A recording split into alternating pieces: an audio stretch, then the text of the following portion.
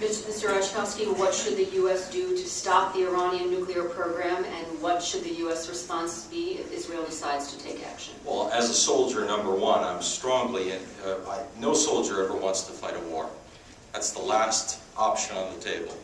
So I would strongly favor more conditions placed on Iran to eliminate their ability to have a nuclear weapon. But let's face it, it doesn't seem like it's going to work tomorrow.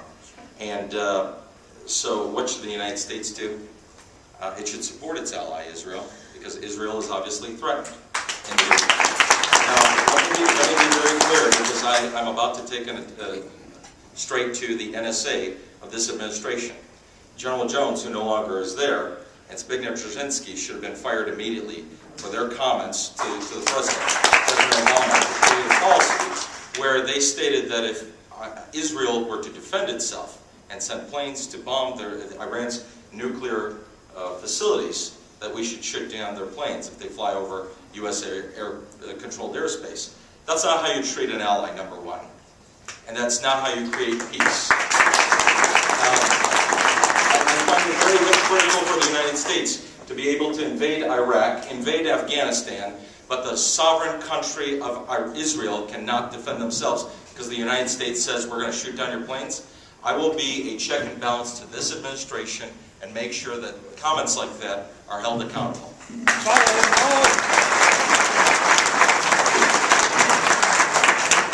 Mr. Peters. Well, we have to be very clear that certainly a nuclear Iran is a threat not just to Israel but to the entire world security. It is something of urgency to us in the entire world. I had the opportunity to actually be at the Straits of Hormuz and see the lineup of tankers that transit through that area. You can just imagine what a nuclear Iran means, again, not just for Israel, but for the security of our entire planet. We have to be very aggressive as the United States government in bringing other countries together, particularly the Chinese and the Russians, to the forefront, that we have to get tough. We also need to be very tough when it comes to sanctions. I'm a co-sponsor of the Iran sanctions bills that give the president tougher tools to deal with in bringing sanctions forward. Certainly war should always be the last option. We can not have that at the front of the options. We have to be very, very tough when it comes to sanctions, making it clear to the Iranian government, it's the government, that this will not be tolerated. But saying that force is the last option doesn't mean that it's taken off the table.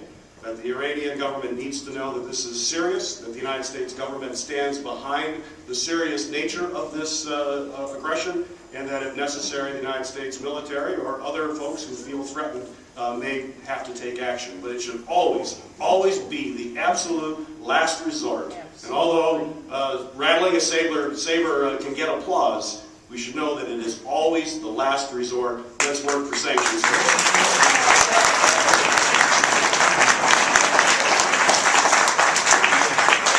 Mr. Oshkovsky has asked for a follow-up.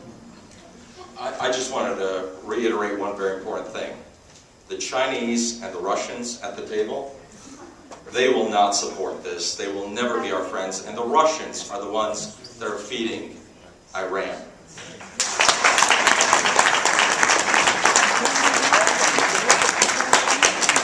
I'm curious, yes or no, I'd like to go down the row. Do any of you believe Iran's line, which is this is simply for domestic power, or do you think that they are in the process of making a nuclear weapon? Yes or no? No. No. No. There's really no way of knowing. Yes or no? Yes. Okay, we are going to move along and turn our attention to issues at home. And I don't think there is one person in here who is not concerned about the state of our economy. And boy, do we feel it here in Metro Detroit more so than I think anywhere else in this country. If you've traveled anywhere, Chicago, New York, Dallas, whatever, you don't feel the full oppression of our economy like you do the minute you step off of Metro or a plane at Metro. So, if elected, what do you do? What do you press for? And how do you fix this? And how do you bring dollars back to Michigan? Mr. Campbell, you're first up this time.